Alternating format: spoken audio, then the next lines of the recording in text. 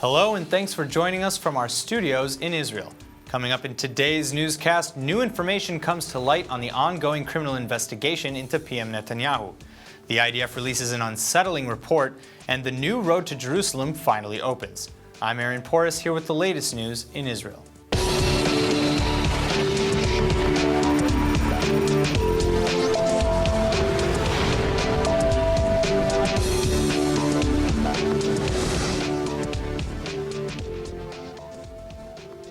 Israeli Prime Minister Benjamin Netanyahu remains in hot water over allegations that he held secret meetings with the publisher of one of the country's leading news services to arrange better media coverage for himself.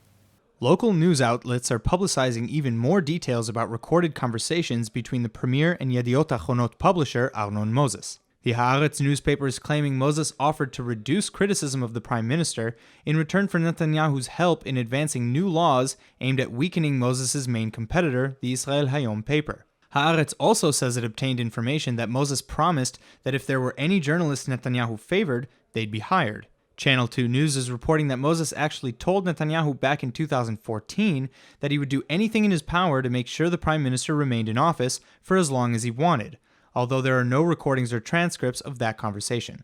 Police investigators will reportedly question the prime minister for the third time later this week. Netanyahu has repeatedly denied all allegations of wrongdoing. The Israeli defense establishment is warning that there may be another significant outbreak of violence, based on new figures that show an upsurge in the number of incidents over the past few months. Prime Minister Benjamin Netanyahu has just been briefed on the volatile situation at Israel's army headquarters in Judea and Samaria. He was told that there has been an overall increase in Arab attacks of different types since September, with a total of 455 attacks recorded in Jerusalem, the West Bank, and Gaza. That's compared with 228 terror attacks or attempted attacks between October 2015 and February of 2016. Between the past September and November, there were 19 Palestinian stabbings and 9 shooting attacks targeting Israeli soldiers and civilians, with another 6 in December alone. 251 firebombs were thrown between September and December, and there have already been 26 more in the first 10 days of this month. Rock throwing is also up, and may even exceed 500 separate incidents by the end of January. Netanyahu was also shown some of the 450 weapons confiscated in Judea and Samaria over the last year. After the briefing, the Prime Minister acknowledged that the Jewish state is on the brink of serious regional developments, but stressed that the Israeli security forces have had a number of significant successes within the spheres of intelligence, arrests, raids, and operations to combat the phenomena. He pointed out in 2015 almost no illegal weapons-making facilities were uncovered, while 43 were exposed in 2016. אנחנו צריכים לגלות ערנות, והמאבק בטרור תמיד לפנינו. He went on to slam the Palestinian Authority for not only failing to condemn terrorist attacks, but praising them. יש לנו עוד אתגר גדול לפנינו. אנחנו מודעים לעובדה שהרשות הפלסטינית, לצערנו, לא רק שלא מגנה את הטרור, הנה בפעילות האחרונה, הפיגוע האחרון שהיה, היו בפתח אלה ששיבחו את זה, ואנחנו יודעים שאנחנו גם עומדים בפני שינויים מדיניים דרמטיים, אני חושב שחלקם מאוד מאוד טובים בישראל. ולצערנו עדיין לא הגענו לייצוב המצב. No one from the Palestinian territories is yet to speak out against this week's terrorism in Jerusalem that killed 4 soldiers and injured 17 others.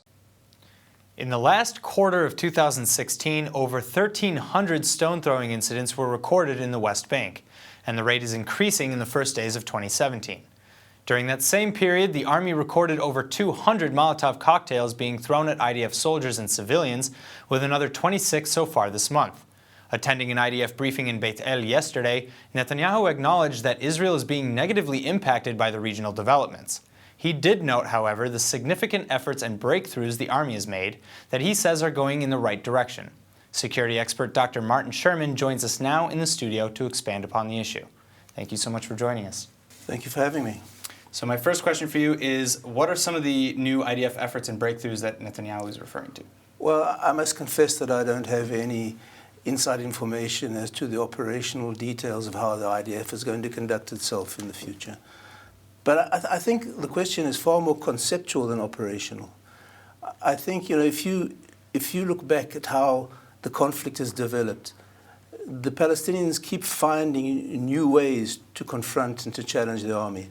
I don't think when, in 2005, when we evacuated Gaza unilaterally, anyone imagined the kind of challenges we'd be facing in Gaza today, with missiles capable of hitting virtually all civilian centers here, with a myriad of attack centers. And if everyone had known that was going to be the reality, I'm very doubtful as to whether we would have pulled out of Gaza. So I think when I say it's conceptual, we need to know what our end state strategic goals are. Because unless you can do that, unless you know that, you can't formulate effective policy.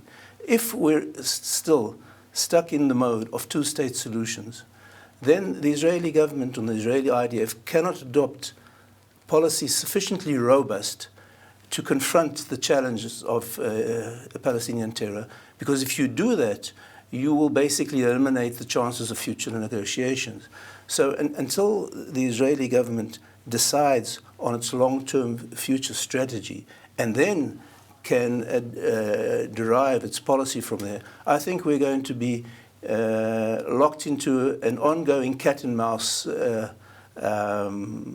combat between us and the Palestinians, where the Palestinians will come up with a new idea, we'll find a solution, then they'll come up with something else, and we'll find a solution. They came up with suicide bombers, so we had the barrier.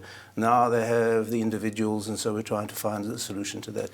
I really don't think that any localized operational solution is what we're looking for at the moment.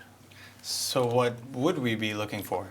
Well, I think the first thing that we have to do is extinguish all Palestinian hopes that their struggle will succeed, because I really believe that the Palestinian violence is driven by hopes that eventually that the Jews will give up. And today, the major challenge facing Israel today, apart from the Iranian issue, is not a large-scale invasion by Arab armies, but ongoing attrition. If you look back and see what happened in the last engagement in Gaza, where Jewish communities were abandoned, which is something reasonably new. I'm not quite sure what will happen if there's another protracted conflict in Gaza and the communities in the Gaza area are again subject to shelling, whether there won't be large-scale and permanent evacuation. And if that happens on our eastern front with Judea and Samaria, and you cannot maintain ongoing socio-economic routine within your urban areas, I think that could develop into a great threat for the stability of the country long term. So I think what you have to do is develop a policy which conveys the message to the Palestinians that they will never succeed. But that, as I said before, is conceptualizing before you operationalize.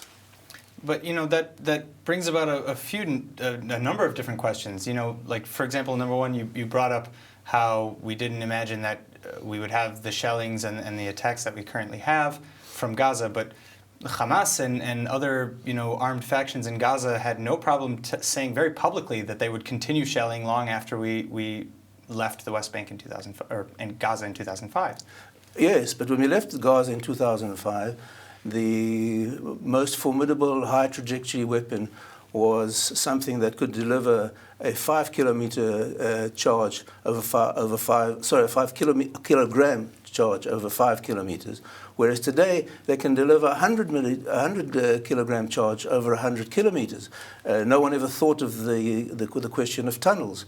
So whenever you abandon territory, the question is, what are they going to do in that territory? And every single time that we have abandoned territory, the Palestinians or the Arabs have converted it into a platform to attack us, whether it was almost immediately in Gaza, whether it took a few months in Judea and Samaria, whether it took a few years in South Lebanon, or in a few decades into Sinai, which I think is going to be a horrendous security problem. So what should be done? You know, because we have, if Netanyahu is going out and alleging all these breakthroughs in security, and then at the same time we have the IDF coming out with statistics about how in the last quarter of the year alone that, you know, attacks have gone up. Isn't there a disconnect? Well, I think there is, and I think the disconnect is the fact is that we are not approaching the Palestinian issue in a strategic manner. We're trying to deal with problems ad hoc as they arise. So we have suicide bombers, and we deal with that. And then we have the individual attacks, so we're trying to find a solution for that. And we had the rockets, so we had the Iron Dome. So each time the Palestinians come up with a new threat, which we have to find a solution to. But unless you can basically remove the hope of Palestinians to overcome the Jewish nation state, we're going to carry on with this cat and mouse game for decades. And I said, and the threat is the ongoing attrition.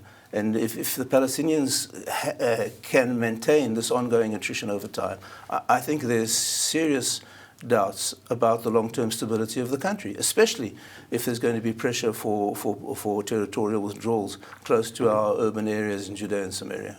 So we, so kind of have like a battle. We have to destroy any hopes so that the attrition will stop. But at the same time, a lot of people are saying that the attrition is continuing because the Palestinians feel hopeless. Well, I think the facts prove exactly the opposite. If you want a microcosm of that, look what happened in Gaza. Israel removed every vestige of Jewish presence there, including the graveyards, apart from the synagogues which were promptly destroyed. The Palestinians, if they wanted to, could have built a thriving community there. Instead of destroying the high-tech greenhouses, they could have used them to generate jobs, generate produce, generate higher living standards. They didn't do it.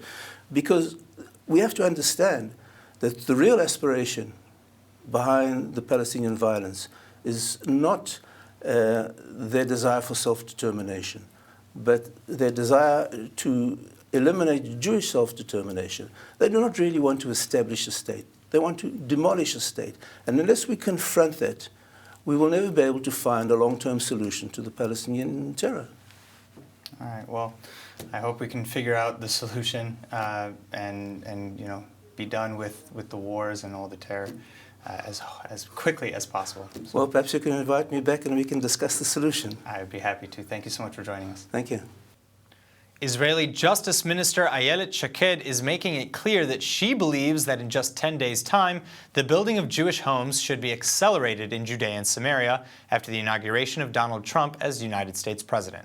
אנחנו נמצאים כאן במערת המכפלה, המקום שבו אבות אבותינו התהלכו ואפילו נקברו. בתקופה האחרונה מדברים לא רק על זכותנו על הארץ, אלא באום מדברים גם על נושאים משפטיים, אז רק בואו נלמד אותם קצת, למי שלא יודע. אברהם אבינו קנה את המקום הזה בכסף מלא, שטר מכר אולי הראשון מסוגו בעולם. ככה שברור שהיישוב היהודי שנמצא בחברון נמצא כאן בזכות, גם בזכות קנויה. דווקא בתקופה הזאת, בשעה שהאו"ם מגנה בגינויים את ישראל על בנייה ביהודה ושומרון, חשוב לבוא לפה, לחזק את היישוב היהודי ולהצהיר, אנחנו נמשיך לשמור על זכותנו ולבנות ביהודה ושומרון. Shaked says there's a critical housing shortage for young couples because of the construction freeze in Hebron, but that hopefully the incoming Trump administration will not oppose further Israeli settlement construction in contrast to previous presidents. Jewish Home Party leader Naftali Bennett says that it's crucial that the new Trump administration will understand what Israel envisions for its future. What the education minister envisions is the eventual Israeli annexation of about 60% of Judea and Samaria. Bennett told the editorial board of the Times of Israel that Prime Minister Netanyahu will have to set out a vision for Trump within the first weeks of his presidency. Here's what he had to say in that interview. East Jerusalem and Judea and Samaria, what many call the West Bank, they are not occupied territory in the sense that we didn't take it away from any sovereign state. They were occupied by Jordan for 19 years illegally, and in 1967 we released them, and we've been there for 50 years. By international law that provided us the entire west of the Jordan River, in fact even more in 1920, it's ours legally, and certainly historically it's our homeland. We've been there now 50 years. under a military rule. There's almost 500,000 Israelis that serve in the military, pay their taxes, but they're second-class citizens because they have military rule applying. I think it's time to stop this and apply Israeli law and administration in what's called Area C, which is the Israeli-governed areas in Judea and Samaria. Will the world accept this? I assume a big part of the world will not. Does the world accept that the Western Wall is part of Israel? No. At this point in time, not one country in the world accepts that the Western Wall is part and parcel of Israel. Does the world accept that the Golan Heights is part of Israel? No. But we do. We Israelis do.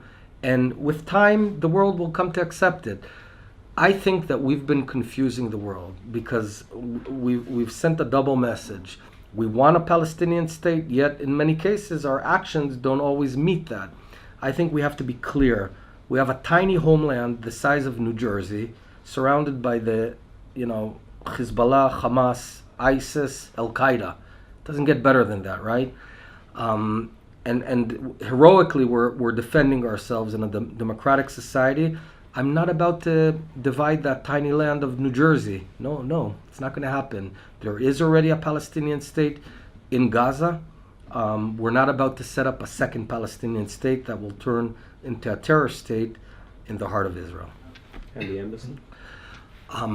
I think it's long due that all the embassies of the world come to Israel's capital. Jerusalem has been the Jewish capital for just about 3,000 years. It's recorded in history, recorded in the Bible, recorded in archaeology. Jerusalem has been Israel's capital way before Paris was France's capital, and London, Britain's capital, and certainly Washington, D.C., America's capital.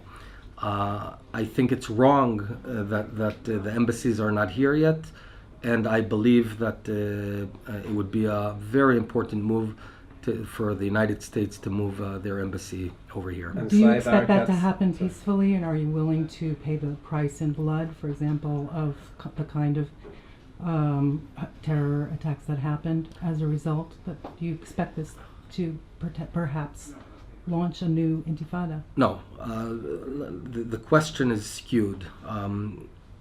If someone wants to launch an intifada, that's their decision. We always need to do the right thing and never cave in to threats. All right? If someone threatens you not to go to your home because they'll beat you up if you go home, what will you do? And that's our home. Jerusalem's our home. We cannot capitulate to violence or threats of violence. You fight violence and you do the right thing. As we just heard, legislation is currently being pushed by Jewish Home Party leader Naftali Bennett to annex Ma'aleh Adumim as a first step to the annexation of many Jewish settlements in the West Bank. Dan Diker from the Jerusalem Center for Public Affairs spoke to ILTV's Steve Leibowitz about the ramifications of such a move. Defensible borders for Israel has always been a critical element of Israel's minimal requirements to defend itself and survive in the Middle East, and that includes control of the mountain range in Judea and Samaria that creates a 3,500-foot wall between Israel and its neighbors to the east, as well as its neighbors to the northeast, meaning Syria. So we can prevent terrorist elements from penetrating Israel from those areas. Not just conventional armies, but actually flows of weapons and terrorists themselves. Ma'aleh Adumim is a strategic part of the concept of defensible borders from Israel. That's a corridor that provides Israel that type of defensive requirement for height, for topographic advantage that Israel needs very much to defend itself. So the notion or the legislation that is being proposed to annex Ma'aleh Adumim, well, politically that's one story, but certainly strategically, Ma'aleh Adumim has always been a very important element of defensible borders and has been an issue of national consensus from the left to the center to the political right in Israel. And do you expect that other communities will be added to that? For example, Jewish communities in the Jordan Valley, Jewish communities in Efrat, where you reside. Would you support extending Israeli sovereignty to those areas as well? Well, I would unilaterally. I mean, we're talking about unilateral decisions that may make it much more difficult to reach some kind of an agreement with the Palestinians. Well, one of the challenges of unilateral decision making is that it will most likely not win the agreement of the international community. Remains to be seen what the position of the incoming U.S. administration would be. But unilateralism really would represent a total break from the Oslo interim agreement framework, which still governs the diplomacy between the Palestinians and Israel. So one has to be very careful about taking these unilateral decisions, which, by the way, was explicitly mentioned in Oslo as something to be avoided. Now, having said that, the Palestinians, by engineering this UN and previous UN resolutions, they have violated Oslo egregiously. And it really remains to be seen, and it's up to the government to make a decision as to whether they want to continue maintaining the Oslo framework or they want to break from it. But unilateralism in a completely interconnected world through social networks and the internet, which becomes the governing communications platform in this very high technologically driven world, becomes a very big challenge to Israel, certainly if it's interested in solving, inverted commas, the conflict with the Palestinians. And I would suggest, and I know that there are others at the Jerusalem Center that would suggest that unilateralism would create untenable challenges for Israel going forward in terms of legitimacy and international, major across-the-board international condemnation. Dan Diker from the Jerusalem Center for Public Affairs, thanks so much for being with us at ILTV. The New York Post is reporting today that a membership request by outgoing U.S. President Barack Obama may be turned down at an exclusive golf club in Maryland over his public clashes with Israeli Prime Minister Benjamin Netanyahu. Resources told the paper that Obama wants to join the elite Woodmont Country Club after becoming a private citizen again, but that many of its mostly Jewish members think his application should be turned down in payback for not blocking UN Resolution 2334 against Israel. In addition, the unnamed source says that both Republicans and Democrats at the club are threatening lawsuits if the soon-to-be former commander-in-chief is offered honorary membership that would allow him to bypass the $80,000 initiation fee and nearly $10,000 in annual dues. The White House did not respond to the Post's request for comment. While most of the world's eyes will be on Washington for the Trump inauguration next Friday, Israelis are also pretty excited about the opening of a new highway to Jerusalem slated for the morning of January 20th. Until now, cars traveling between the coastal city of Tel Aviv and Jerusalem had to contend with several dramatic climbs and dangerous curves in both directions. But now, in a master achievement of Israeli engineering and urban planning, these hazards are about to be replaced in a 2.5 billion shekel or $650 million upgrade.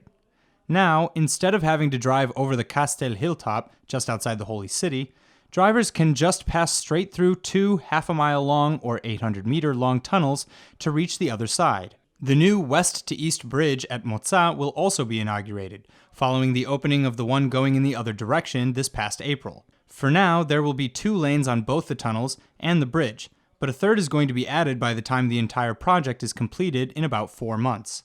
All of these improvements are not only expected to save a lot of lives, but they're also going to cut driving time between Israel's 2 greatest cities down to just about 35 minutes when it's not rush hour. And now for our Hebrew word of the day. With new roads to Jerusalem and building in Judea and Samaria, there's a lot of what many people would call progress happening all around us. So today's word is hitkadmut, meaning progress. Hitkadmut means more than just advancing the country's infrastructure, though. It could also mean a promotion in your job, or even just physically moving forward.